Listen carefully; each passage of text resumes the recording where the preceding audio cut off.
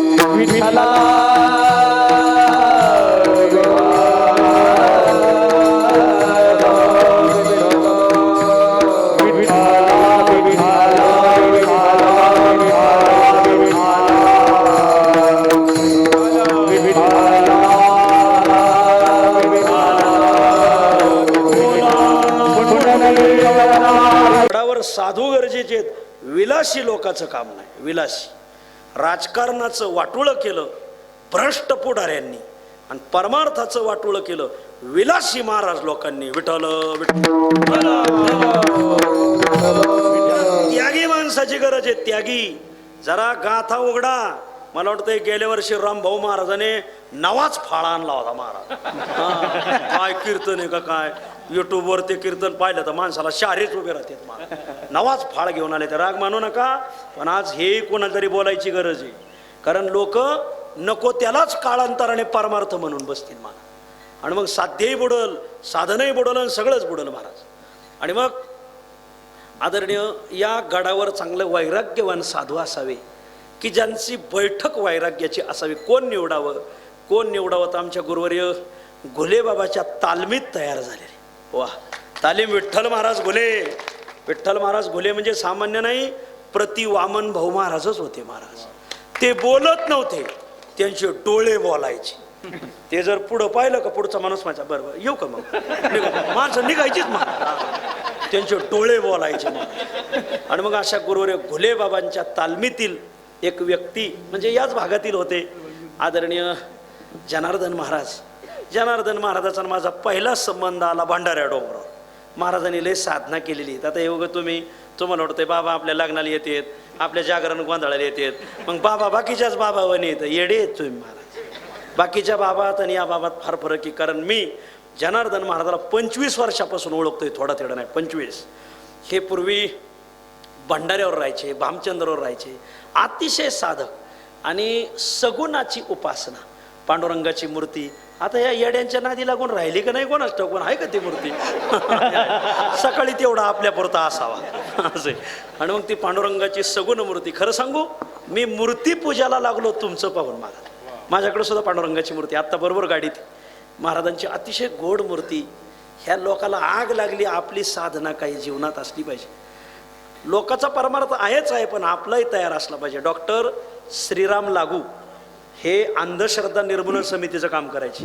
दिवसभर व्याख्यानं द्यायचे. देव नाही, देव नाही, देव नाही, देव नाही. पण सकाळी व्याख्यानाला जात असताना देवाचं दर्शन घेऊन जायचे. लोक म्हणले आता तुमचं दिवसभराचं खरं का सकाळचं खरं? ते म्हणले मी दिवसभर देव नाही म्हणून सांगतोय, त्याचं कारण मला त्याचा काय अनुभव नाही. सकाळी दर्शन का घेता? जर देव असल तर सकाळचा नमस्कार माझा वायाला जाणार नाही म्हणले, म्हणून मी देवाचं दर्शन घेऊन जातो. मला अंधश्रद्धा निर्मूलन समितीचे व्याख्याते ते एक ठिकाणी वाचलंय त्यांच्या बाबतीत. असं आदरणीय महाराजांकडे सगुण उपासना, एकांतवास आणि असंसक्ती, जास्त चिटकणार नाही, लचांडात पडणार नाही. बोलो का नाही लचांडात पडू नये. आणि तुमच्या तुमचं तिकडं जाळ झाला तरी महाराज लोकांनी फक्त हसायचं एवढंच करायचं. कारण आम्ही तुम्हाला किती मदत केली तर तुम्ही आमच्यासारखे 50 बुवा वाटा लावले तर आमचं काय गाडीत आहे. आणि म्हणून बाबांनी असं संयमी जीवन ठेवलं. आणि जे निगमानंद महाराज वागले तसंच तिळभर फरक नाही असे आमचे जनार्दन महाराज. तिळभर फरक नाही, तसंच वागणं महाराजांनी जपलं. आणि या मच्छिंद्रगडासारखी माणसं बी नाही महाराज. या भागात पाठांतरावाले टाळकरी नारायणगडचे, नाद नाही करायचा, विष्णुबा शेट्टेकर, दगडू बाप्पा, गंगा बाप्पा पावळाच्या वाडीचे पाठांतरावाले म्हातारे महाराज. जर त्याने टाळं घेतले तर कीर्तनकाराचं कीर्तन प्रमाणावरच उडून लावणार महाराज. पाठांतरावाले टाळकरी नारायणगडचे आणि संगीत विशारद टाळकरी मच्छिंद्रगडचे महाराज. काय तयार आहेत महाराज. एक एक आपल्या मच्छिंद्रगडचा एक टाळकरी नुसता गोरायला जरी लागला तरी त्याच्या गोरण्यात पलुसकर घराण्याचा खर्च लागत होता. खर्चच लागतोय. सगळे संगीत विशारद सगळ्यांनी आपापल्या परीने नाव मोठं केलं. आता मी सगळ्याची नावं घेऊ शकत नाही महाराज, तुम्ही फार उंचीची माणसं आहेत, तुमची सगळ्याची नाव घेऊ शकत नाही. मग ते जुने टाळकरी असतील, आता नवीन फळीचे असतील, सगळ्यांनी संगीत विशारदाची परंपरा. बीड जिल्ह्याला खरं तर संगीताची परंपरा जितकी मच्छिंद्रगडाने दिली तितकी कोणीच नाही दिली. अतिशय संगीताचं ज्ञान, गावगाव लोकांना संगीताचं ज्ञान आहे, पण ती संगीता खालच्या आळीची बघा. हे जातीवंत माणूस, काय राग रागिने गाणारे असे सुंदर. मी अगोदर भजन ऐकलं तुमचं बंडोबा, मी महादेवबाला म्हणलं तुम्ही, ते म्हणले नाही आता तुम्ही येणार म्हणून मी बाहेर थांबलो होतो, नाही तर मी भजनातच बसलो होतो. यांचं संगीत भजन ऐका, कीर्तनाला साथ करणारी ही मंडळी प्रत्येकाने आपापल्या परीने नाव गाजवले. मला आमच्या महादेवबा घुंगरड सगळ्या मराठवाड्यात त्यांचं नाव गाजत आहे. आमचे बंडोबा, यशवंतबुवा हे पुणे भागात फार मोठे झाले. मला दररोज कुठं ना कुठं कार्यक्रमाला जातात. हे कलाकाराचा गड आहे, तसा ज्ञानी लोकांचा गड आहे. आज आळंदीमध्ये जे तत्वज्ञानाचे पाठ सांगतात ते याच गडाचे आहेत, आदरणीय हरिभक्तीपरायण आमचे हनुमंत महाराज. वा. आणि अतिशय संयमी. सध्या आळंदी 2-4 माणसावर टिकलेली, 2-4च माणसं आहेत. तुम्ही म्हणता लई बोय आहेत ना, काही कामाची नाहीत माझं, ते काय आम्ही सांगू नये तुम्ही ऐकू नये, सांगायला लागेच नाही. ते इतकं आभाळ उसवलंय की अख्ख्या आभाळाला ठिकाळ कुठं द्यावं मोठी पंचायत. पण जी 2-4 लोकांवर आळंदी टिकलेली त्यातले एक आदरणीय सवाशे गुरुजी, एकदा जोरदार टाळ्या वाजवतात. धर्मशास्त्राचं ज्ञान आहे महाराज. काहींना धर्मशास्त्र लिहिता येत नाही, काहींना ब्रह्म लिहिता येत नाही. हलम कमल ह पुढच्या जन्मी, यंदा नाही पुढच्या जन्मात. पण असे संगीताची, तत्वज्ञानाची, शांतीची परंपरा जपणारा हा मच्छिंद्रगड. आणि मग गावगाव सगळ्या तालुक्याला, 2-4 तालुक्याला एकत्र करून साधं जरी गाव असेल पण त्या गावाला नारळ द्यायचं आणि त्या गावाला वैकुंठाचं रूप प्राप्त करून द्यायचं. मला आता लमानवाडीला एवढा मांडव, अख्ख्या गावाचे लग्न लावायचे ठरले असतं तरी एवढा मांडव देणं नसतं झालं. मला एवढा मांडव, वरच एवढा मांडव, ते बघा मांडवाच्या मागं माणसं बसलेत. मला रस्त्यावर निहार बसलेत, कधी कीर्तन ऐकू, कधी जुळण्या जुळत ते जुळून घेऊ. माणसं बसायला जागा नाही मला. इतकी तयारी, हे बाबांची कृपा आहे. मला गाव साधं जरी असेल तरी 2 तालुके तिथं उभे करायचे आणि टावरच उभं करायचं. विठ्ठल विठ्ठल. अशा सर्वांच्या चरणी आता इथं बरेच गडकरी, कीर्तनकार, प्रवचनकार, गायक, वादक, संस्थानिक सर्वांच्या चरणी मी विनम्र भावने नमस्कार करतो.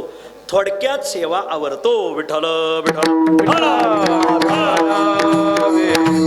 काळाचे हे काळ, आम्ही विठोबाचे लढीवाळ, करो सत्ता सर्वा ठाई, वसो निकटवासे पायी. आजच्या अभंगात जगद्गुरु तुकोबाराय, जगाला खाणारा काळ, त्या काळाचे आम्ही कसे काळ आहोत आजच्या अभंगात सांगतात. विठ्ठल.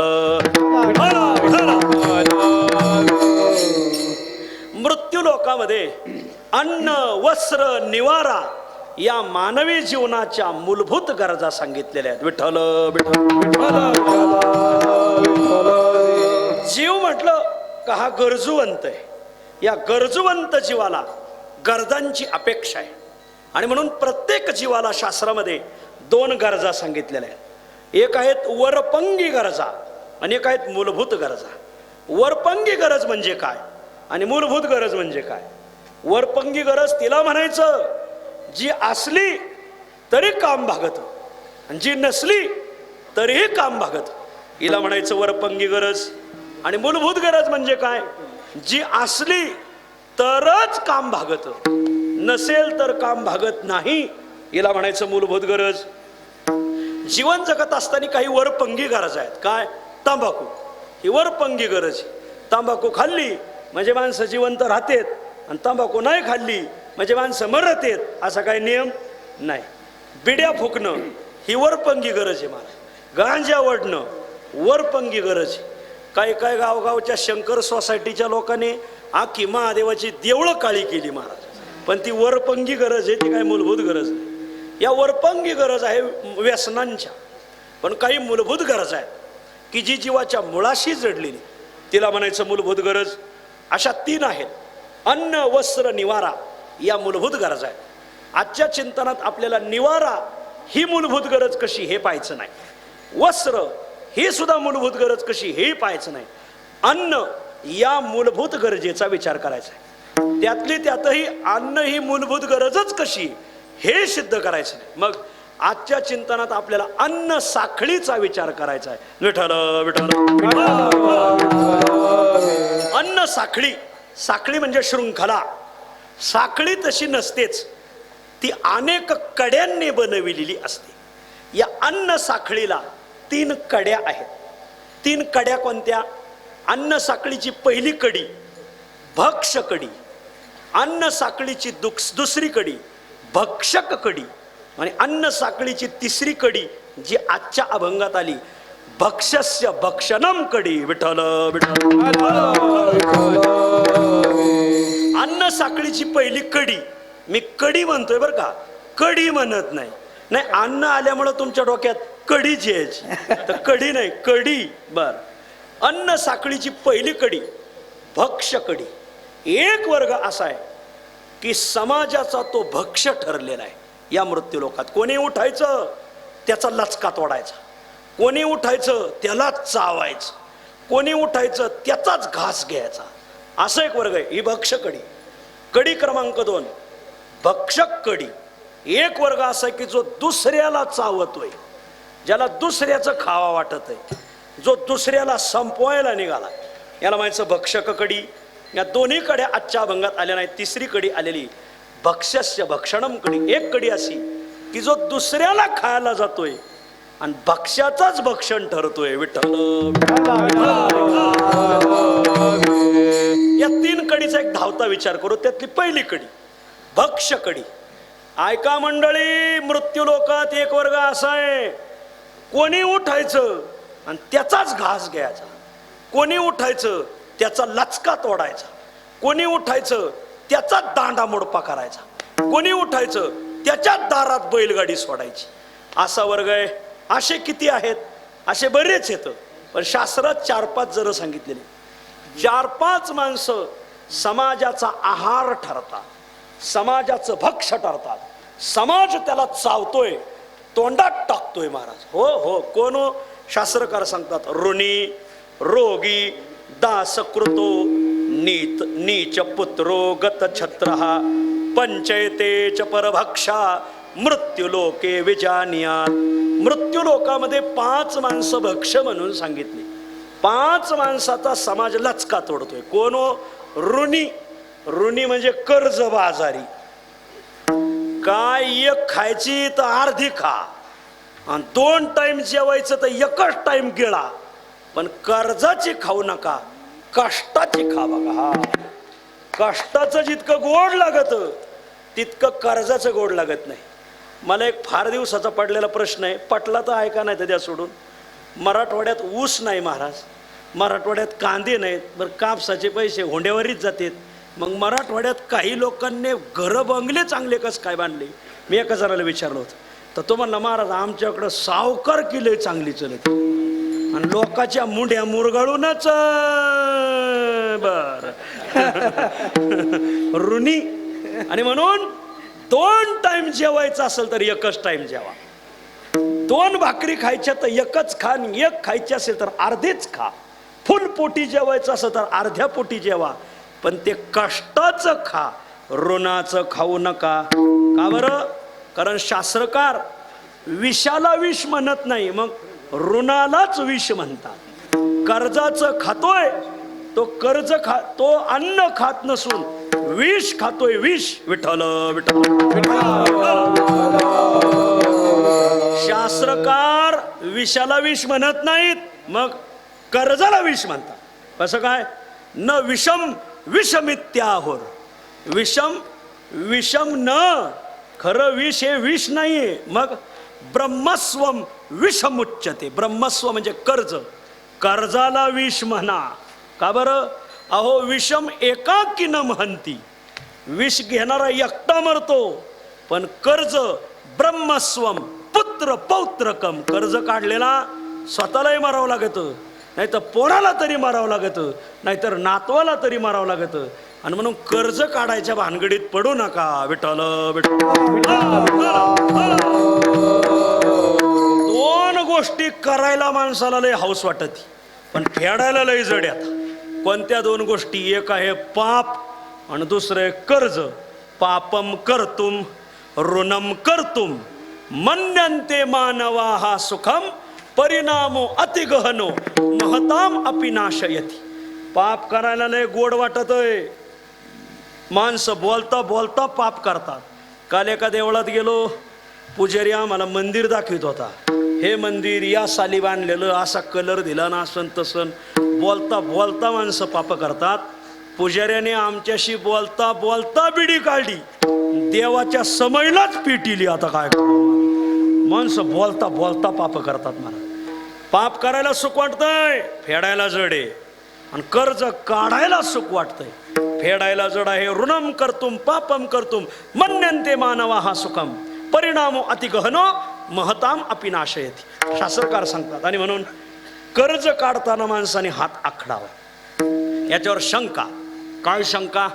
शंका घेणारे कोण आहेत? शंका घेणारे बडवे नसून शंका घेणारे बुडवे आहेत. बुडवे. काय शंका आहे बुडव्यांची? महाराज अहो काय सांगताय तुम्ही?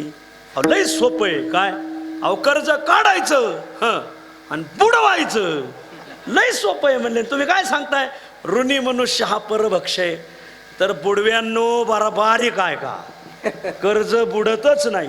ऋण वैर हत्या हे तो न सुटे ने दिता, हे तो न सुटे ने दिता, हे तो न सुटे ने दिता.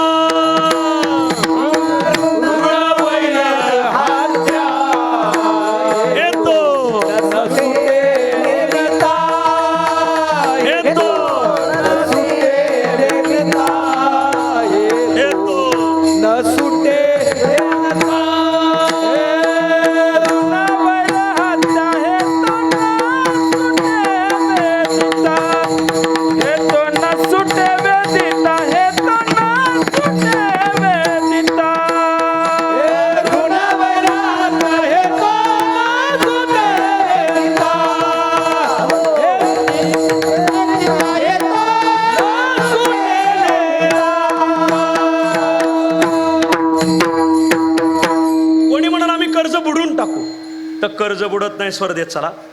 काही केलं तर कर्ज बुडत नाही. किती बुडवण्याचा प्रयत्न केला, तीन गोष्टी बुडत नाही. ऋण, वैर, हत्या. कोणाची हत्या केली बुडत नाही. अहो त्या भीष्माचार्यांनी नुसती फुलपाखरांना काटे टोचले होते, तर ती हत्या भीष्माचार्यांना शरपंजरी राहून फेडावं लागली. भीष्माचार्याला फेडावं लागली. बुडव्याचार्यांना कशी नाही फेडावं लागणार? फेडावंच लागणार मला. भीष्माचार्यांना हत्या फेडावी लागले. शानी माणसं हत्या करायच्या भानगडीत पडत नाही. आमच्या संस्थेत बोधे बाबा नावाचे एक साधू होते. बोधे बाबांच्या जर हातावर डास बसला तर ते असं खालून हाणायचे, उठून लावायचे, वरून मारत नव्हते. आपल्या जर बसल्यावर आय आय आय आय, आपण अंगावर बसलेले तर डास मारूच, पण असे आवताली भोवताली फिरणारे डास पळू पळू मारित होतो आपण. काय माणसं इथं. एका ठिकाणी मी कीर्तनाला गेलो. 7 ते 9 कीर्तन. आमच्याकडे पुणे, नगर, नाशिक 7 ते 9 4-4, 5-5 हजार लोक येतात. मजा राहती. मग 6लाच जायचं, 2 घास खायचे. 7 ते 9 कीर्तन. 9ला नीट माळं दिले निघायचं. वेळेत जात आहे माणूस. 7 ते 9 कीर्तन मी गेलो. 6ला लागले मच्छर चावायला. 2 टायमाला मच्छर हमखास येतात. सकाळी 6ला, संध्याकाळी 6ला. काय ड्युटीहून येतात का काय कोण नाही, पण येतात. हमखास मच्छर येतात मला. संध्याकाळी 6ला मच्छर आले. मी लागलो अंग खाजायला. असं तसं त्या घरमालकाने पाहिलं आणि त्याने एक टेनिसची बॅट आणली, मला दिली. म्हणजे मला टेनिस नाही खेळायची. त्याने महाराज ही टेनिसची बॅट नाही, हे टेनिससारखी, पण ही बॅट भली गुन्ही. म्हणले काय? असं बटन दाबायचं आणि तुम्हाला मच्छर चावत येत ना, एका अशी फिरवीत राहायची. म्हणलं काय होतं? तडात तडात मच्छर मरत येत. म्हणलं ही बॅट आणि तू, आपल्याला काय तुझ्या घरी थांबायचं नाही. म्हणलं हत्या फिटत नाही. कोणाला मारायच्या भानगडीत पडू नका. ऋण वैर, हत्या, वैर फिटत नाही. वैर जन्मांतरीचे सर्पा मनवनी न वचे. विठ्ठल विठ्ठल. वैर सहसा फिटत नाही, वैर पुढच्या जन्मी फेडावंच लागत आहे. तुमचं आणि ज्याचं पटत नसत मरता खेपी तसं मरू नका, पटून घ्या आणि मग मारा. नाही म्हणले आम्ही त्याच्या संग जन्मभर बोललो नाही. वैर घेऊन मरू नका, मरता खेपी त्याला बोलून घ्या आणि 2 शब्द बोला. अथवा तो मारायला लागला तर आपण होऊन जा, पण वैर ठेवून त्यालाही मरून देऊ नका आणि तुम्ही मरून देऊ नका. का बरं? ज्याने वैर ठेवून मेला का पुढच्या जन्मी त्यातला एक होतो मुंगूस आणि एक होतो साप. हे गावगाव मुंगसाचं सापाचं वैर आहे ना, ते गावगावचे गाव पुढारी येतं. जे गाव पुढारी बारीक आहे का जरा, कोणत्याही पुढाऱ्याने बारीक आहे का. आमच्या नगर जिल्ह्यात नगर तालुक्यात सारोळा कासार नावाचं गाव आहे. 5 वाजता मतदान संपलं का 5:30 वाजता दोन्ही पार्ट्या एकत्र येऊन चहा पितात महाराज. दोन्ही पार्ट्या नेम आहे त्या गावचा. त्या गावातली जुनी माणसं हे इकडे अरे हे इकडे द्या चहा. मग त्यांना दोन्ही पार्ट्याला चहा पाहिजे देत. काही वैर 50-50 वर्ष धुमसून लावून धरतेत. तू पुढली दिवाळी खात नाही, तुझा कार्यक्रम झालाच म्हणून समज देवाने. आता तू पुढच्या दिवाळीला साफ होऊन येणार आणि तुला खायला कधी भेटणार? नागपंचमीला भेटणार बघा. आणि म्हणून वैर ठेवून मरू नका. हत्या फिटत नाही, वैर फिटत नाही, ऋण फिटत नाही. ही भक्ष्यकडीतली पहिली कडी. कधीही ऋण फिटत नाही. गुरुवारी घुले बाबांनी एक उदाहरण सांगितलं होतं. काय झालं, आपले भगवान बाबा आहेत ना, तो प्रसंग असा झाला की भगवान बाबा म्हणजे एक ऐश्वर्य संपन्न संत होते. लग्नाला गेले का मुलीकडच्या कोणी 1 तोळा, मुलाकडल्या कोणी 1 तोळा, असे दिवसाचे 25-25 लग्न, 50-50, 40-40 तोळे गोळा व्हायचे. पण बाबा 7 त्यागी होते. त्यांनी अंगठ्या काढायच्या आणि त्याच्या बळदात टाकून भरले 2-4 पळद. आता जो तळे राखील तो पाणी चाखील, हा नियमच आहे महाराज. तळे राखणारे पाणी चाकी तिथंच. आणि साधूच्या जवळ गोळा झालेले काय लई शाने राहतात का, ते साधूचे खिशे चापायलाच गोळा झालेले असतात महाराज. त्यातल्या एकाने बाबांकडून काही घेऊन गेला का गेलाच. कोणत्याही साधून ध्यानात धरायचं, रुपया कोणाला द्यायचा नाही. महाराज लोकांचे कामं नाहीत लोकांना पैसे द्यायचे मागायचे. लोक गोड बोलून पैसे घेतात, परत देत नसते. आणि आपलं असं अवघड जागेवरलं दुःख नाही, आपण मागू शकत नाही. कोणी म्हणलं ना बाबा जरा पोरगी वाटा लावायची पैसे पाहिजे, तू पोरगी येरी टकल पण पैसे नाही भेटणार. आणि महाराज लोकांनी कोणाला पैसे दिले का परत मागायचे नाही. यत गत्वा न निवर्तन, ते परत पैसे भेटत नसतात महाराज. ही नीती आहे. हे सगळे बारीक संस्थानिक जरा बारीक आहे का विठ्ठल. आपल्याला वाटतंय आपला माणूस आहे, आपला तो तसा आपला झालेलाच नसतोय, तो चाफायलाच आपला झालेला असतोय. आणि मग बाबाकडून एकाने जरा गेला तर गेलाच, परत काय आलाच नाही. बोनी सांगितलं ते का गुरुवारी घुलेबांनी. प्रसंग असा झाला की तो मनुष्य मेला. ज्या दिवशी मेला त्याच दिवशी भगवान बाबाच्या गोशाळेत एक उमदा खोंड झाला आमला मला. इथून तिथून काळा ठिक्कर खोंड, फक्त कपाळावर एवढा पांढरा पुंज होता केसाचा. सगळ्या गोशाळेतल्या लोकांनी येऊन सांगितलं बाबा फार चांगला खोंड झाला आमला.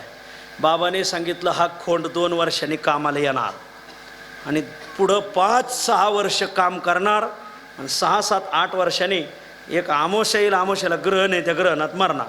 म्हणजे कसं काय ते मेल्यावर सांगतो तुम्हाला. आणि 2 वर्षांनी खोंड कामाला आला आणि जे खोंडाने महाराज नांगरटं करायची, काकऱ्यापाळी करायच्या, पेरणी करायची, रासण्या हाणायच्या. नवीन पोराली तर शब्द कळत आहेत का नाही कोणाच. पेरणीन रासणीन काकऱ्यापाळीन अमुक तमुक काय नाही, खतच आहे महाराज नवीन पोराचं. आणि मग हे सगळं बरोबर आमोशाला ग्रहण आलं ना. 8 वर्ष लय काम केलं त्या बैलाने महाराज. आणि बैल मेल्यावर मग मात्र सगळे कामगार गोळा झाले. बाबा हे काय प्रकरण आहे. भगवान बाबाने सांगितलं ते अमुक माणसाने का 8 वर्षापूर्वी आपलं धन नेलं होतं, आठवतं का. म्हणले हो मेला कुत्र्याच्या मवतीने, तोच बैल झालाय म्हणले. आणि बैल कसं काय झाला म्हणले आपलं ऋण फेडायला, हे त्यानेच सगळे कामं केलेत म्हणले हो. मग हे काळा ठिक्कर इथं पांढरा पुंज कसं काय म्हणले तो गंध मोठा लावित होता ना. गंधावाने जरा बारीक आहे का, हे गंध लावणारे कोणाचं ठेवायचं नाही, कोणाचं का ऋण ठुलं. हा खकनाच हा विठ्ठल बाबांनी सांगितलं हा ऋण फेडून गेला. हो ज्याचं ऋण आहे ते फेडावं लागतं. ऋणी मनुष्य परभक्ष जरा लांबलंय पण हे मराठवाड्याच्या कामाचं आहे म्हणूनच लांबवलंय ऋणी. दुसरा रोगी, हाही मनुष्य परभक्ष सांगितला. रोग्याचा सारखा लचका तोडितो डॉक्टर. हा एकदा का कळालं डॉक्टरला याला रोग झालाय, असाध्य देखोनी व्याधी, असाध्य व्याधी झालाय, मग बस डॉक्टरने गडी नादावलाच मारा. कोरोनाच्या काळात तर काय बोलायचंच नाही मारा. आमचा एक जोडीदार आजारी पडला, सांगली तालुक्यातला, सांगली जिल्ह्यातला.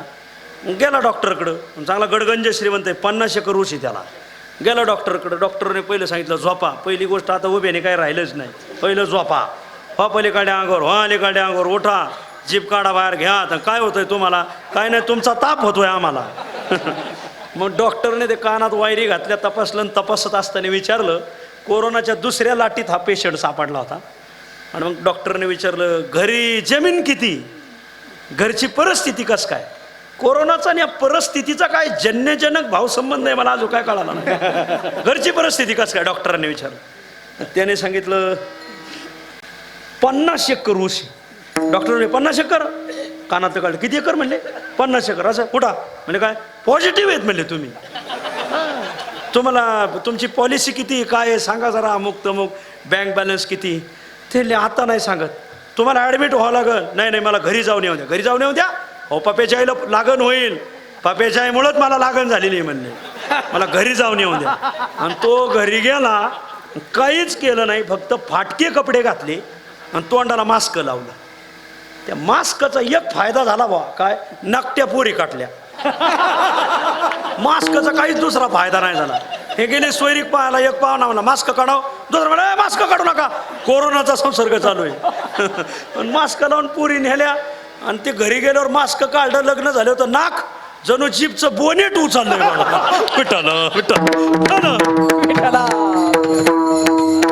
मास्क, त्याने फाटके कपडे घातले, मास्क लावलं, डॉक्टरकडे, त्याच डॉक्टरकडे गेला, फक्त संध्याकाळी गेला. मध्यंतरी फक्त एक 7-8 तास गेले. गेल्यानंतर डॉक्टरने तपासलं, डॉक्टरच्या काय लक्षात आलं नाही की हे सकाळचंच गिऱ्हाईक आहे म्हणून. डॉक्टरने तपासत असताना विचारलं, घरची परिस्थिती कसं काय? याच्या लक्षात आलं ह्या भंगाचं हेच द्रुपद आहे काय बहुतेक. घरची परिस्थिती कसं काय? मग त्याने सांगितलं, घर कोणाला आहे म्हणले. डॉक्टर म्हणले, मग कुठं राहता? म्हणजे पुलाखाली नळीत राहत असतो. असं? हो. करता काय? म्हणजे गावंड्याच्या हाताखाली इटा देत असतो. डॉक्टरने कानातलं काढ. असं? कुठं? निगेटिव्ह आहेत म्हणजे तुम्ही, निगेटिव्ह आहेत. आणि मग त्याने मास्क काढलं. डॉक्टर जरा न्यायाने खा, न्यायाने का नाही, पोरं तुमची लुळी पांगळी होणार, तुम्ही का नाही 6व्या मजल्यावर उडी टाकणार, का नाही पप्याच्या आई निघून जाणार. हा, हे न्यायाने खा, न्यायाने. मी जरा आज नवाच फाळ आणलाय बरं. हे मराठवाडा आहे बाबा, हे भेगाळलेलं रान आहे सगळं. या रानात पाभर टोचतच नाही. पहिलं नांगूर विठ्ठल. आता मी नांगरून घेतो, काल्याला तुम्ही पेरून काढा, म्हणजे पुढल्या वर्षीपर्यंत चांगलं उगून येईल. ऋणी मनुष्य हा भक्ष्य सांगितलाय, रोगी भक्ष्य सांगितलंय.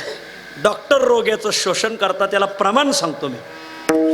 वैद्यराज नमस्तुभ्यं यमराज सहोदर यमस्तु हरती प्राणान वैद्य प्राणान धनानी च.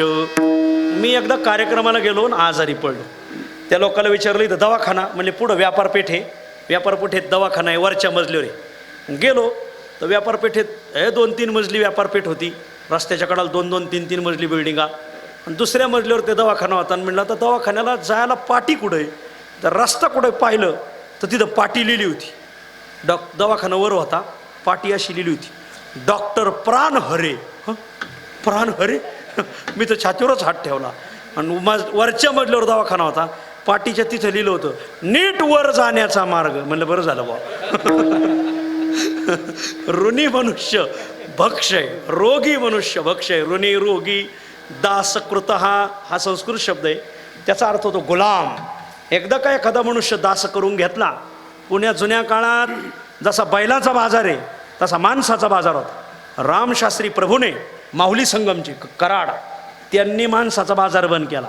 माणसाचा बाजार व्हायचा बाजार. मग गुलाम म्हणून माणसं विकली जायची. एकदा का गुलाम म्हणून मनुष्य विकला गेला, बास आता तो भक्ष्य ठरायचा बरा. आणि मग मालक सांगत तेव्हाच जेवायचं, तेव्हाच झोपायचं, तेव्हाच बसायचं, तेव्हाच उठायचं.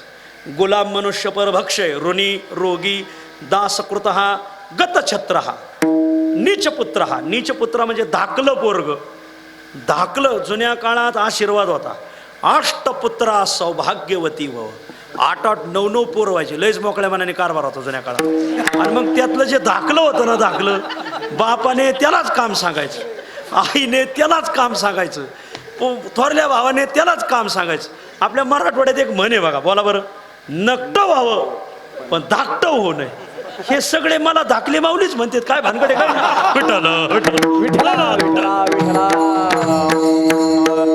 ऋणी रोगी दासकृत म्हणजे गुलाम नीचपुत्र आणि गतछत्र गतछत्र म्हणजे राजकारणात हरलेला मनुष्य. हाही परभक्ष आहे. आता त्याला त्याच्या मतदारसंघाचा विकास करता येत नाही महाराज. आपल्या कार्यकर्त्यांना निधी देता येत नाही महाराज. हो, गतछत्र काही तर छत्राखाली बसले तरी गतछत्र कसं काय. हो, काही पदावर होते पण अधिकार नव्हते महाराज. हो, काहींनी महत्वाची मुख्यमंत्र्यासारखी पदं भोगली पण हातात काय नाही, हातात दुसऱ्या पक्षाच्या कारभार महाराज. यांना यांच्या आमदाराला सुद्धा निधी देता येणार. आमदाराचं निधन व्हायची पाळी आली तरी निधी भेटणार. मग आमदार निधी आणायसाठी गुवाहाटीला गेले आणि ते बरोबरच आहे, गेले ते चांगलंच झालं. विठ्ठल ही 5 माणसं परभक्ष सांगितली. अन्न साखळीची पहिली कडी भक्षकडी. कडी क्रमांक 2 भक्षक कडी. एक वर्ग असा आहे की जो दुसऱ्याचं खातोय, त्याला कष्टाने खायची सवय नाही, दुसऱ्याचं खाणार, दुसऱ्याचा खिसा चापणार. असे किती इथं? असे 5-6 जण आहेत. मक्षिका मशको वेश्या मूषको याचकस्तथा ग्रामनिर्गणकश्चैव सप्तयेते परभक्षका. शास्त्रामध्ये 7 माणसं भक्षक म्हणून सांगितलेत. मक्षिका, मक्षिका शब्दाचा अर्थ होतो माशी. माशी ना पदार्थावर बसणारी माशी. माशी स्वतः भाग लावणार नाही, स्वतः स्वयंपाक करणार नाही, फोडणी सुद्धा देणार नाही, पण दुसऱ्याने केलेला स्वयंपाकावर पहिली जाऊन बसणार. कोण? मावशी. आपलं माशी. काय काय मावशी आताच ह्याच्यात मारा. दिंडीला आल्या, कुठं गडवर आल्या, 2 भाकरी थापू लागा. आज घरीदारी तसंच का? याच्याच मला तुला घराबाहेर काढले. विठ्ठल विठ्ठल. मक्षिका मशक मशक म्हणजे डास, जो दुसऱ्याचं भक्षण करतो.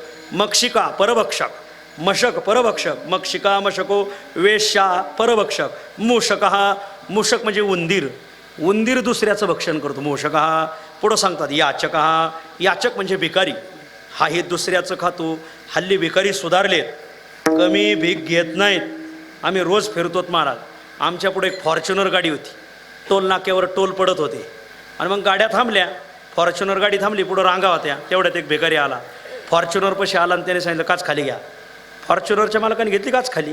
भिकारी कमी भीक घेत नाहीत. आता त्याने सांगितलं मालक द्या 100 रुपये. मालक म्हणले 100च? आता एवढी मोठी गाडी, त्या अर्थी आसामी मोठी आणि आसामी मोठी, त्या अर्थी भीक मोठी, द्या 100. त्याला 100ची नोट नाही माझ्याकडे. म्हणजे 50ची द्या. भिकारी म्हणला. त्यातला मालक म्हणला 50ची नाही. म्हणजे 20ची द्या. 20ची नाही. 10ची द्या. म्हणजे 10ची नाही. $5 द्या. म्हणजे 5चा नाही. भिकारी म्हणला मग आज काय करता, या ना बाहेर, सगळंच भीक मागू, नाहीतरी तुमच्याकडे तरी कुठं काय. विठ्ठल विठ्ठल. याचक दुसऱ्याचं खाणार. मक्षिका मशको वेश्या मूषको याचकस्तथा. आणखीन 2 राहिले दुसऱ्याचं खातात. कोण? ग्रामनिर्गणकश्चैव. ग्रामणी. ग्रामान्नयती ती ग्रामणी म्हणजे गाव पुढारी. हा हे दुसऱ्याचं खातो. हो, फक्त याचा आहार वेगळा आहे. याला खडी पचती, याला डांबर पचतं, याला रस्ता पचतो, याला ग्राम सचिवालय पचतं, याला ग्राम शौचालय सुद्धा पचतं. काय कोठा म्हणावं महाराज. पुढारी. सध्या भारताला भ्रष्टाचाराचं भिरूड लागलंय. भिरूड. जितका मोठा भ्रष्टाचारी तितका मोठा पुढारी. वा वा वा. भ्रष्टाचार हा सध्या भारतात शिष्टाचार ठरलेला आहे महाराज. भाषा विकासाची, वृत्ती विलासाची, कृती विनाशाची. पुढारी. पुढं पुढं जनतेचा अरी. पुढारी. विठ्ठल विठ्ठल. त्यांना नाव ठेवायची गरजच नाही. त्यांचा पोशाखच त्यांना सांगतो. त्यांचा पोशाख कशाचा आहे? खादीचा. त्याचा जरा बारीक अर्थ करा. खा आधी त्याला म्हणायचं खादी. आणि तुम्हाला वाटतंय पोलिसांनी त्यांच्यावर ध्यान ठेवा. पोलिसाचाही पोशाख त्यांना सांगतो खा की खा की. अवघड आहे. एकदा काय झालं, आपल्या भारतातला म्हणजे महाराष्ट्रातला सरपंच अमेरिकेला गेला. अमेरिकेला तिथल्या अमेरिकेच्या सरपंचाची गाठ पडली. राम राम राम राम. मग त्याने सांगितलं अमेरिकेच्या सरपंचाला, का हो ही गाडी कोणाची? फॉर्च्युनर. अमेरिकेत सरपंच म्हणा आपलीच आहे. का रे तू तर नुसता सरपंचच आहे, मग एवढी गाडी कसं काय घेतली? तो म्हणलं इकडे या, त्या नदीवर पूल दिसतो का? म्हणले हो हो दिसतोय ना. आपला भारताचा सरपंच म्हणला दिसतोय. मग अमेरिकेचा सरपंच म्हणला त्या पुलाचे 10% पैसे मी खिशात घातले आणि 90%च पूल बांधला आहे आणि त्या 10%तून ही गाडी घेतली, असा त्याचा अर्थ आहे. अमेरिकेचा सरपंच भारताच्या सरपंचाला असा म्हणला. भारतात सरपंच म्हणला असं का? या भारतात. अमेरिकेचा सरपंच भारतात आला. तर भारताच्या सरपंचाचा मोठा बंगला पाहिला. अमेरिकेचा सरपंच म्हणला का रे तू तर नुसता सरपंचच आहे, हे बंगला कसं काय बांधला? मग भारतात सरपंच म्हणला त्या नदीवर पूल दिसतो का? अमेरिकेत सरपंच म्हणा नदीवर पूल पूलच नाही. तेच तुला सांगायचंय, अख्खाच पूल खिशात घातला तवा बांगला झाला. याला म्हणायचं भार. विठ्ठल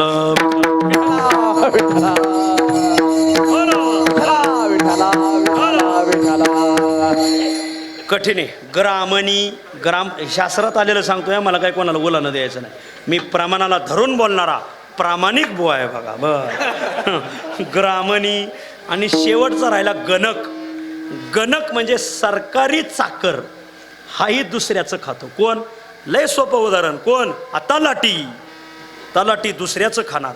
आपला घरात जर दार उघडं असेल, पंखा चालू असेल, खिडकी उघडी असेल आणि टेबलवर जर कागद असतील तर त्या खिडकीतून दारातून पंख्याच्या हवेने ती कागद उडतात, इकडून तिकडे जातात, सरकतात.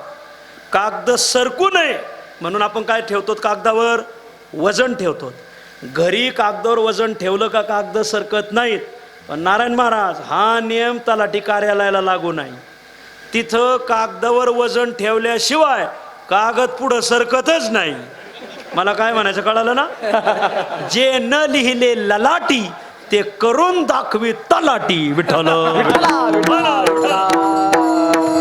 महाराष्ट्रातले सोडून पाकिस्तानच्या तलाट्यांचं मी सांगतोय. बर बर बर ठीक आहे. बर असे 7 माणसं परभक्षक. भक्षकडी सांगितली 5 जण. ऋणी रोगी दासकृत नीचपुत्र गतछत्र पंचैतेच परभक्षा मृत्यूलोके विजानिया. पुढं सांगितले 5 भक्षक कडीमध्ये बसतात. मक्षिका मशको वेश्या मूषको याचकस्तथा ग्रामणीर गणकश्चैव सप्तैते परभक्षका. आता राहिली महत्वाची अभंगातली कडी. कोण? भक्षस्य भक्षणम. कधी कधी माणसं दुसऱ्याला खायला जातात, भक्ष्याला खायला जातात, पण भक्ष्याचंच भक्षण ठरतात. विठ्ठल विठ्ठल विठ्ठल. एक वर्ग असा आहे दुसऱ्याला खायला गेला आणि स्वतः संपला. याच्यात कोण कोण येतात? सुवर्णकार, कीर्तनकार, भर्तृहरी आणि काळ. हे चौथा आजच्या अभंगात आलेला आहे बघा. सुवर्णकार. एका मी सुवर्णकाराला हे उदाहरण विचारलंय बरं का. गाथ्यात आलेले सकळ याती माझी टिंब टिंब हा सोनार तया घरी व्यापार झारी याचा. हे प्रमाण मला कळलंच नाही. मी एका सुवर्णकाराला विचारलं तर त्या सुवर्णकाराने सांगितलं काय महाराज लोक आमच्याकडे दागिने घडवायला येतात. आता आम्ही दागिने घडवतो त्यार ते आम्हाला त्यातलं काही राहतंय म्हणूनच घडवतोत ना. म्हणलं मग ते महाराज आम्ही लोकाला खातोत पण आम्हालाही खाणारा एक वर्ग आहे. म्हणले कोण? झारेकरी. आम्ही ज्यावेळेस सोन्याचे असे बारीक धागे तोडितो तर ते कण खाली पडतात. ते कण आम्हाला सापडत नाही. मग आम्ही केर गोळा करतो, त्या केराचा लिलाव करतो. म्हणलं केराचा लिलाव? महाराज तो सोनाराच्या घरातला लिलाव आहे. सोनाराच्या केराचा लिलाव आहे. मग तो केराचा लिलाव घेणारा महाराष्ट्रात एक वर्ग आहे, त्याला झारेकरी म्हणतात. आणि मग आम्ही लोकांचं घेतो पण आमचंही तो झारेकरी खातो. तो ते केर जाळतो, त्या केरातून सोनं उभं करतो. आम्ही लोकाला खातो पण लोकही आम्हाला खातात. याला म्हणायचं भक्षस्य भक्षणम. ज्याला खायला गेले त्यांनीच यांना खाल्लं. सुवर्णकार. दुसरा कीर्तनकार. कीर्तनकार कसं काय? लोकाचे पाकिटं घ्यायचा जास्त नाद लागला का लोक आपलाही खिसा कापल्याशिवाय राहत नाही. मी तुम्हाला प्रसंग सांगतो, जरा भजन करा. विठ्ठल विठ्ठल. आता नाव बदललं. पहिलं नाव होतं उस्मानाबाद, आता नाव पडलं धाराशिव. धाराशिव जिल्ह्यात कळंब नावाचा तालुका आहे. कळंब नावाच्या तालुक्यात दहिफळ नावाचं गाव आहे, म्हणजे आपल्या मते महाराजाचं गाव. त्यांच्या गावचीच गोष्ट आहे. एक 12-13 वर्षापूर्वी कडं कीर्तनकारांना त्यांनी तारीख दिली आणि मग महाराजांनी गावकऱ्याला ठरवलं की 8,000 रुपये द्या. लोक म्हणले देऊ. एक 12-13 वर्षापूर्वी 8,000 म्हणजे लय झाले. आता बघा कोरोनानंतर तुम्ही गबाळ होत चाललंय, नाही तर खरं पहिलं इतकं नव्हतं हो, पण असू द्या. आणि मग 8,000 रुपये देऊ म्हटले. आले कीर्तनकार. 9 ते 11 कीर्तन, मराठवाडा जिंदाबाद. 9 ते 11 कीर्तन झालं. 11 वाजता कीर्तन संपलं. चहा पाणी घेता घेता महाराजाला वाटं लावता लावता 11:30 झाले.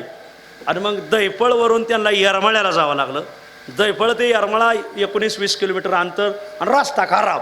मराठवाड्याचा अनियम आहे. आता मोठाले बरे झालेत, आता आज तसंच आहे महाराज. हां, मला एक जण म्हणलं आम्ही हा रस्ता मंजूर केला म्हणलं. 10 वर्ष झाली मंजूर होऊन, आज कसा नाही झाला म्हणलं.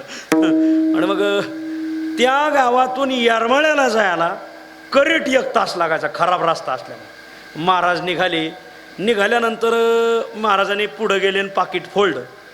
8,000 ठरवले, दिलेत किती कोणास ठाऊक. पाकिट जरा जास्त जाड होतं. त्यांना वाटलं पाकिट जरा जास्तच दिले, काय 10 असतील. पण ते गाव लय गुलाम महाराज, गावातले कार्यकर्ते लय गुलाम. त्यांनी पाकिटात नोटा भरल्या होत्या आणि सुट्ट्या नोटा. मग महाराज लागले मोजायला, पण हे गावाच्या जवळच मोजितेन आणि परत मागं येतील. मग परत मागं येऊ नये म्हणून गावाने काय केलं होतं, 10 5च्या नोटा, 5 2च्या, 2 1च्या, 1 20च्या, 20 50च्या, 50 100च्या. आणि ते महाराजाला जुळवायला नाही लांबवर गेलं बार. 1 तास लागला जुळवायला.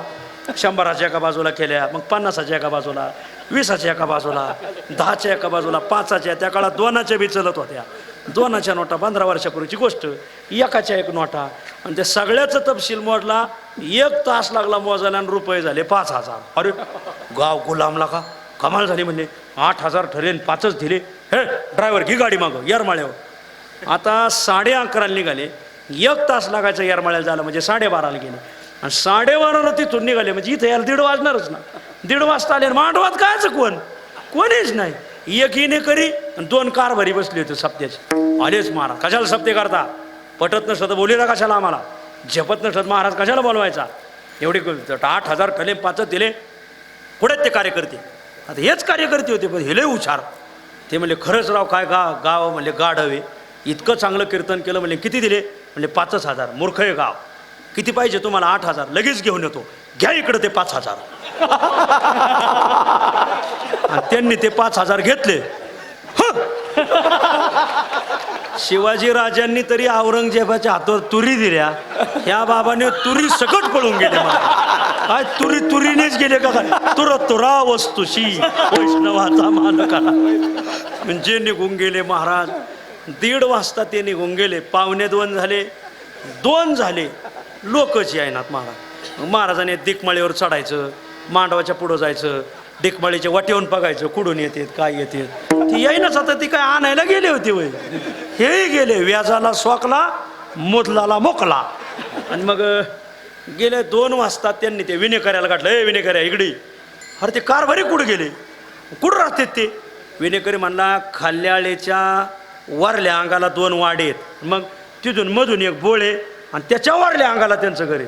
महाराज म्हणे मला सापडायचं नाही, मला त्यांचं घर माहिती. विनेकरी म्हणला मी त्यांना घेऊन येतो, फक्त एवढा इना पारा करा म्हणजे. घ्या इना आणि द्या याना. अक्षरशः महाराजाला रिकामे हात हाली जावं लागले. दुसऱ्याला खायला स्वाकला. आपल्यालाही लोक खाणारे आहेत.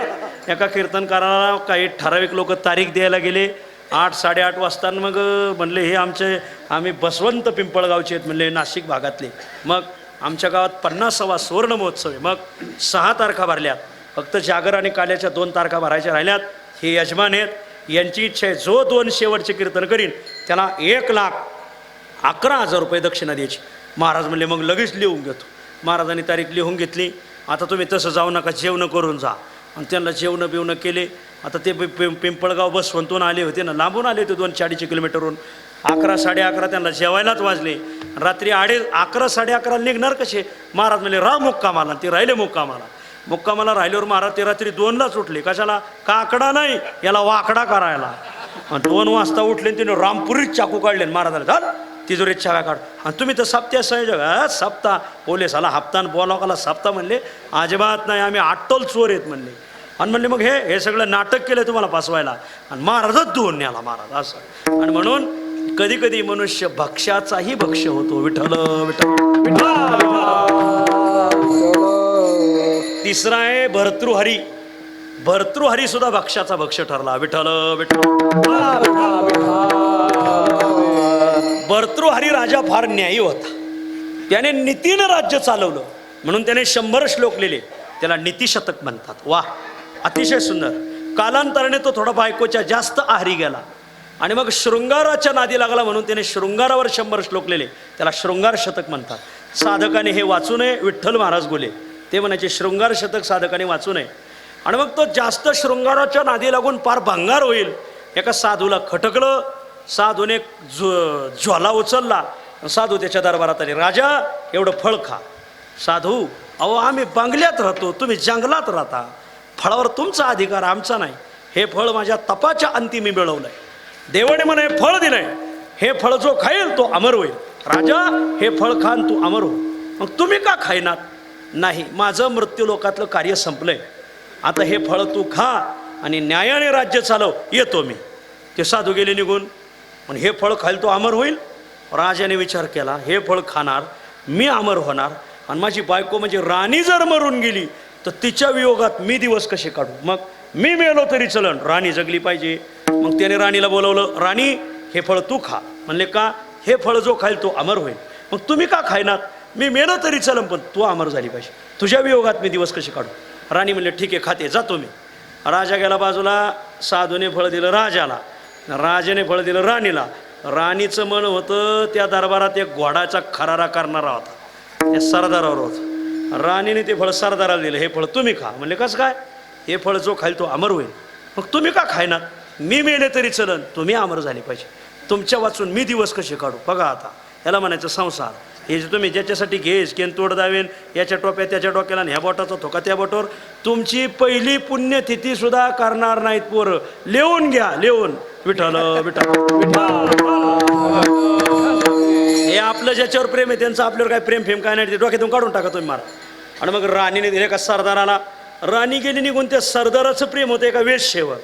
तो ना मी मेलो तरी चलन, तिच्या वियोगात मी दिवस कसे काढू? ती अमर झाली पाहिजे. आणि त्याने ते फळ वेश्याला दिलं. तो गेला निघून. वेश्या म्हणली हे फळ खायचं आणि अमर व्हायचं आणि असं निंदे जीवन जगायचं, त्यापेक्षा आपल्या देशाचा राजा भर्तृहरी न्यायी राजा आहे, हे फळ आपण त्यालाच देऊ. आणि ते राणी त्या वेश्येने फळ राजाला दिलं. राजाचे डोळेच उघडले. हे फळ तुझ्याकडे कसं काय आलं? म्हणले सांगणार नाही. सांगणार नाही? तलवारच काढली. तिच्या मस्तकावर धरली. एक खाऊ 2 तुकडे करेन. सांग तुझ्याकडे कसं आलं? म्हणले अभय द्या. अभय. म्हणले तुमच्या दरबारात एक सरदार आहे, घोड्याचा खरारा करणारा, त्याने मला दिलं. पण त्याच्याकडं कसं आलं? त्याने मला काय माहिती. असं जातो निघून. काय सरदाराचं ना अमग. जा रे, जा त्या सरदाराला साखळदड घालून आणा. बेड्या टाकल्या. सरदाराला आणलं. हे फळ ओळखलं का? सरदाराच्या लक्षात आलं. आपली पायली भरली. हे फळ ओळखलं का? म्हणले हो.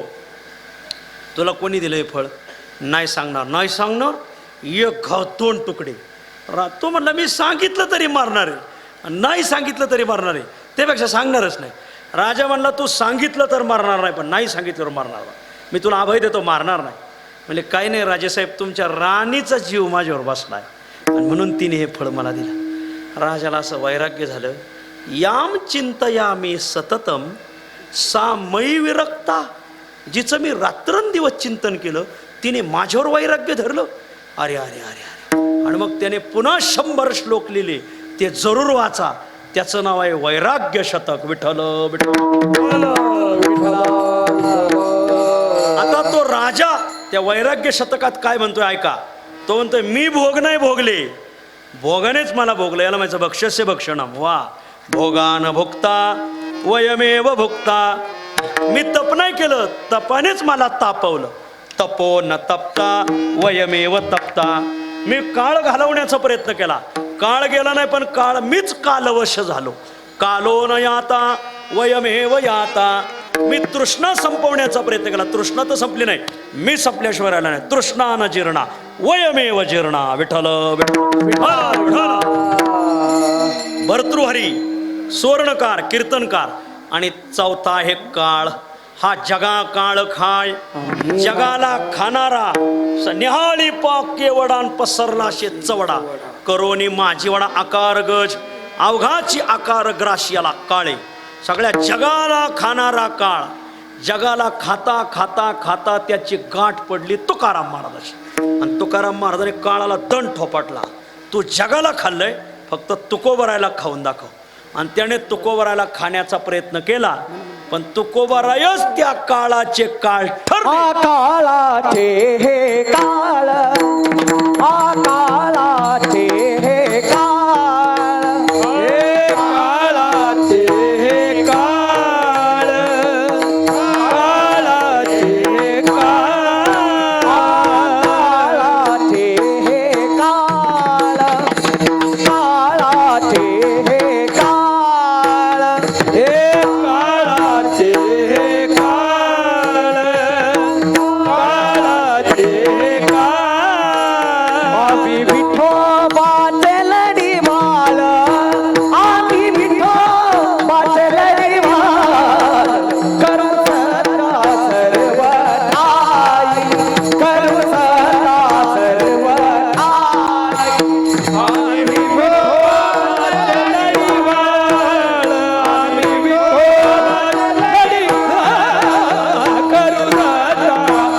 कवने घाई करू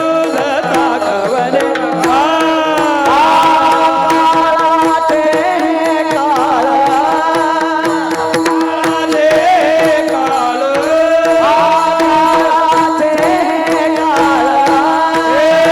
कवने काळाचे काळ काळाचे काळ काळाचे काळ आम्ही विठोबाचे लढी माळ आम्ही विठोबाचे लढी माळ आम्ही विठोबाचे लढी माळ आम्ही विठोबाचे लढी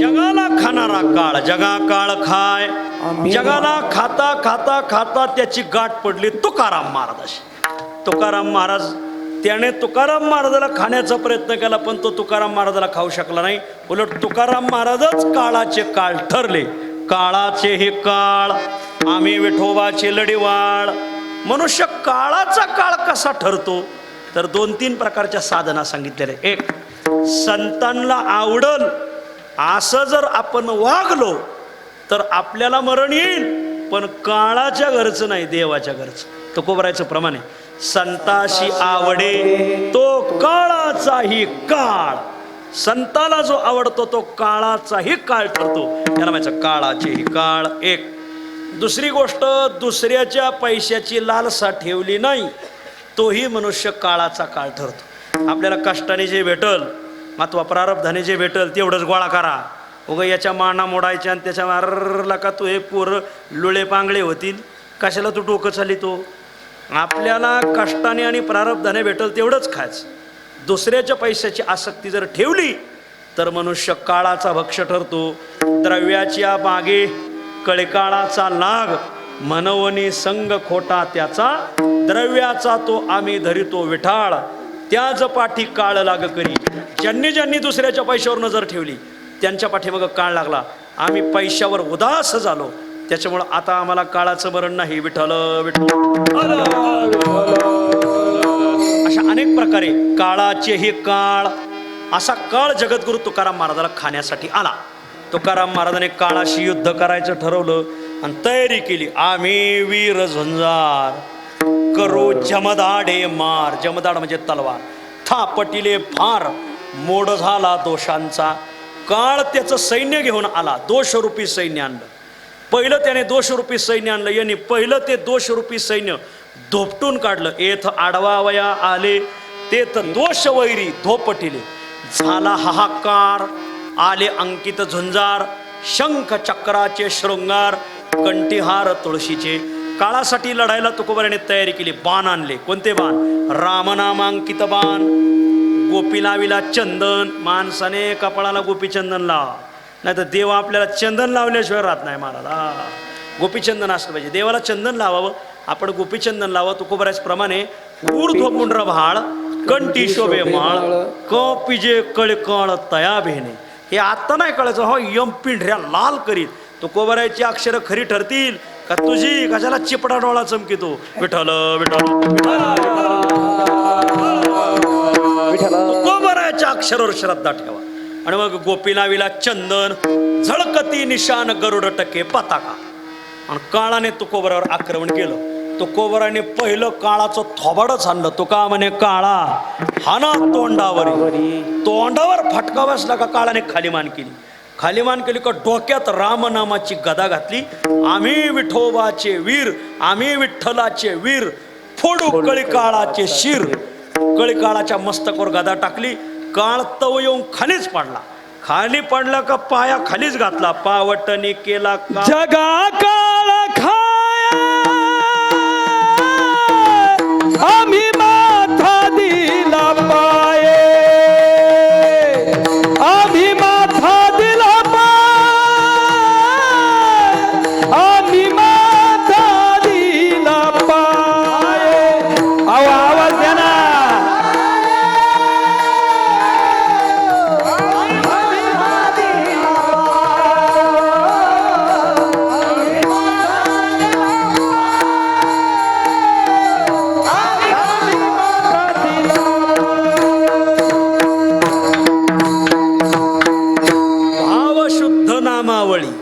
हर्षे नाचो पिटो टाळी घालू पाया तळी. कळे काळ या बळे पावटनी केला काळ. जया बळ होते ते काळ पाया खाली घातला. अखेर शेवट काळाच्या लक्षात आलं आपण युद्ध हरलोत. तुकोबराने काळ जिंकला. तुका म्हणे काळ झालो जिंकोनी निश्चळ. पावला सकळ भोग आमा आमुचा. आणि मग अखेर शेवट काळानेच तुकोबरायचे पाय धरले.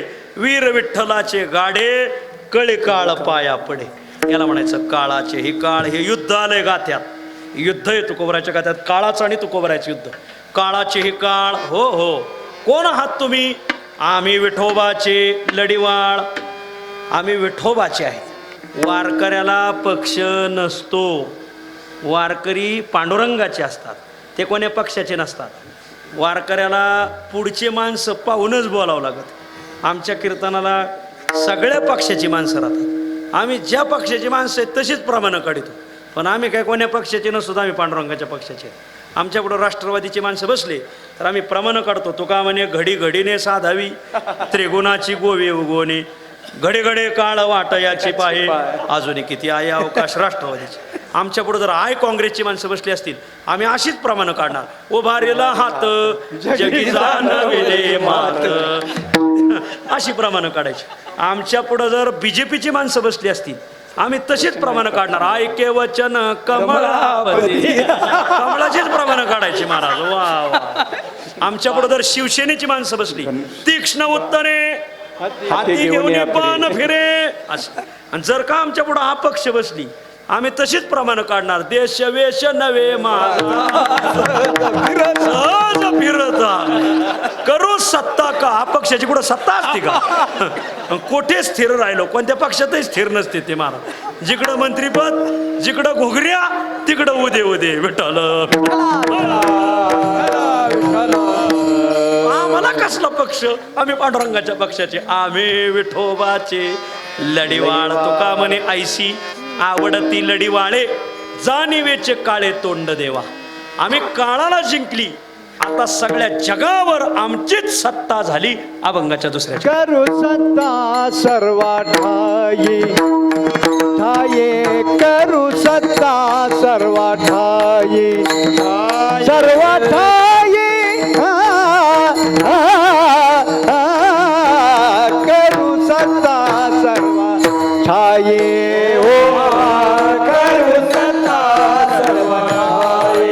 हॅलो.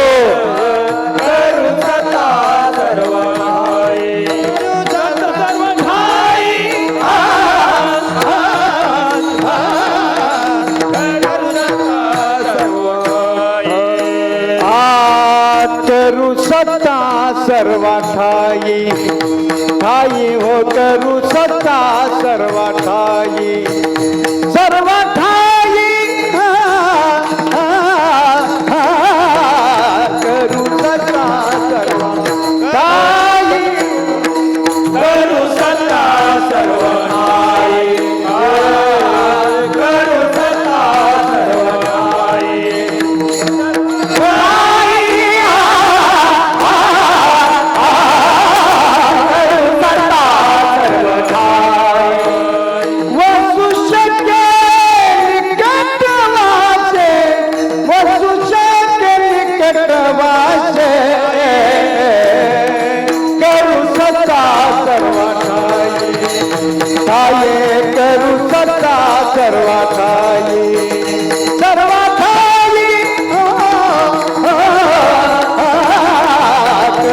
सत्ता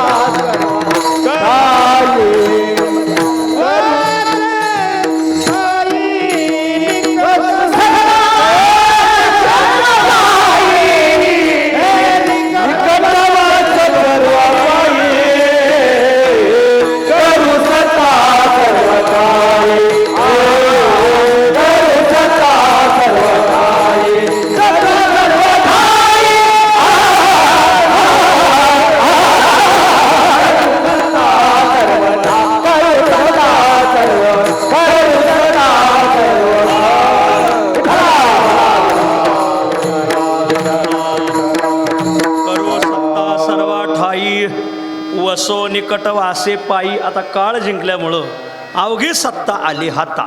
सगळी सत्ता आमचीच झाली. करू सत्ता सर्वा ठाई. सत्ता हातात आली तरी माजलो नाही. वसो निकट वासे पायी. देवाचे पाय धरून राहिलो. आता आयसी कोणाची वैखरी वदे आमोचे सामोरी. आमच्या पुढं बोलल अशी कोणाची माय जनली. पत्री सरकार होते नानासाहेब. इंग्रजाला पत्र्या ठोकायची. आमच्या आळंदीजवळ शेळ पिंपळगाव तिथलं एक शिंपी. तो ना काय नानासाहेब सांगता. मी जातो त्यांच्या पुढं.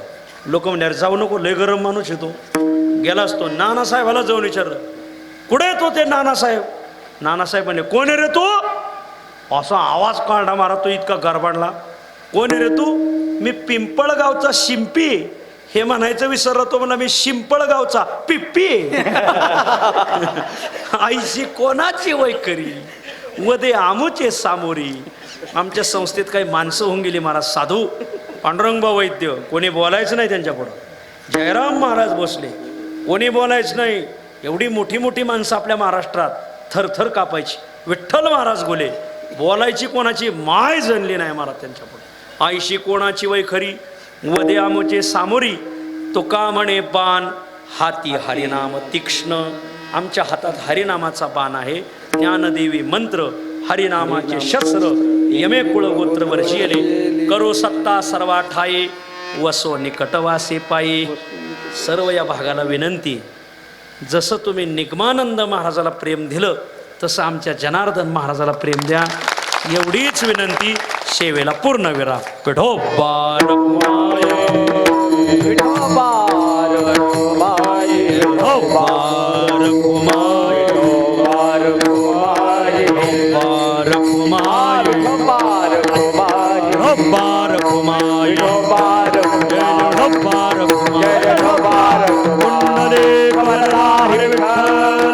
श्री ज्ञानदेव श्री ज्ञानदेव. हरिभाषा महिला मंडळ. हे बघा जर कोणी उठन तर त्याची पप्प्याच्याहीच मरण. थांबा तुम्हाला नाही आम्हाला लई उठत येत महाराज. जर कोणी उठन तर त्याची पप्प्याच्याही मरणच बघा. कोणीच उठायचं नाही. ऐका एक सगळ्याला सूचना आहे सगळ्या गडकरी महाराज मंडळीला. यावर्षी तुकाराम महाराजाचं 373वा वैकुंठ गमन सोहळा संपला. आता झालेल्या बीजेपासून 374 वर्ष सुरू झाले. आणि आता येणारी बीजेला 374 संपणार. आणि येणाऱ्या बीजेपासून 375 सुरू होणार आहे. तर तुकोबरायाचा त्रिशतकोत्तर अमृत महोत्सवी वैकुंठ गमन सोहळा येतोय. सगळ्या महाराज मंडळीला विनंती की पुढल्या वर्षी आपापल्या सप्त्याला हे तर नावं द्याच पण एक एक गाथा पारायण करा आपापल्या सप्त्यामध्ये महाराज. कारण परत 375वा अमृत महोत्सव आपल्या जीवनात येणार नाही. 375 वर्ष पुढल्या वर्षी सुरू होतंय. पुढले तुकाराम बीज झाली म्हणजे पुढल्या वर्षीचा आपला सप्ताह 375व्या याच्यात येतोय. तर तेवढं नाव द्या. गाथा पारायण करा. संगीत गाथा पारायण करा. तुम्हाला तर काय आज शक्यच नाही. इथं माणूस झोपायला गोरायला लागला तरी माणसं ऐकायला बसत आहेत महाराज. कारण मराठवाड्यात श्रद्धा जन्मलेली महाराज. मराठवाड्यासारखे श्रद्धाळू नाही. इथे तुम्ही एखादा टोनगा जरी आणून उभा केला तरी लोक ऐकत आहेत महाराज. कारण मराठवाड्यासारखे श्रद्धावंत माणसं जगात नाहीत महाराज. एक नंबर श्रद्धा मराठवाड्यात. आणि म्हणून सगळ्याला विनंती आहे की 375वा पुढच्या बीजेपासून तुम्ही म्हणाल मग 1.5 वर्ष आधी कशाला सांगितलं. तयारीला असावा. माणसाने जरा तयारी करा. कोणाला नारळ द्यायचे कोणाला नाही. सगळं तयारीने करा. तुकोबरायची सेवा करा, माऊलीचं भजन करा. ज्ञानेश्वर माऊली माऊली तुकाराम पुंडरी कवरदा हरी विठ्ठल श्री ज्ञानदेव पुंडरी कवरदा श्री ज्ञानदेव.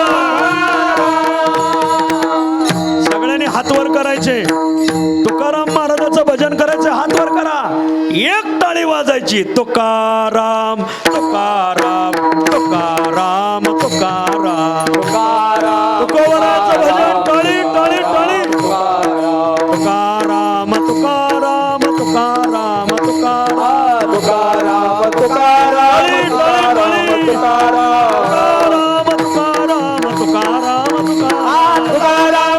तुकाराम तुकाराम तुकाराम तुकाराम तुकाराम हे तुकाराम तुकाराम तुकाराम तुकाराम तुकाराम तुकाराम तुकाराम. पुंडरी कवरदा हरी विठ्ठल श्री ज्ञानदेव.